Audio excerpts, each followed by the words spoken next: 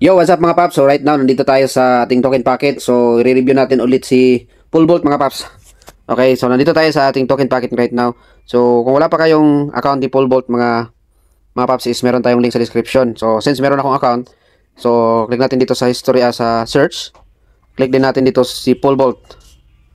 Okay, tapos open natin. So, as you can see, mapunta tayo dito sa kanyang main dashboard. So, papakita ko sa inyo kung ano ang maganda dito kay Pulbolt. So, ito is, tingnan nyo lang po ito, kalangaman news. So, this is the only thing na meron siyang passive at saka token na naka-decentralize. This is the smart contract. So, meron talaga siyang contract. So, pag nag-choose ka ng plan 1, so, start ka po dito sa minimum deposit, only 1 polygon. So, max niya is 999. So, 70 days po yan. Daily ROI mo is 2%. So, ang total mo mag-gain is nasa 140%. Kung nandun ka sa plan 1. Pero pag nandito ka sa plan 2, mag-start naman sa minimum deposit 1,000 polygon. So, 3% naman yung ROI niya. Okay, dito naman sa plan 3, so mag-start 3,000 polygon. So, ang daily mo naman dito, 5% na naman. Okay? So, as you can see, makikita nyo, meron kayong wallet, meron kayong referral, transaction, lahat ng pumasok nandito din. So, check natin yung transaction. So, nandyan lahat ang mga transaction na pumasok din dito sa income mo. Dito sa wallet, masi-check natin, as you can see, meron na tayong balance na 3.6 polygon. So, ang nilagay lang natin dito is 19 polygon only. So, kumita na tayo ng 3.6 polygon. So, ang gawin natin dito, simply, since ang minimum withdrawal ay 1 polygon, click lang natin yan. Tapos, click natin yung withdraw.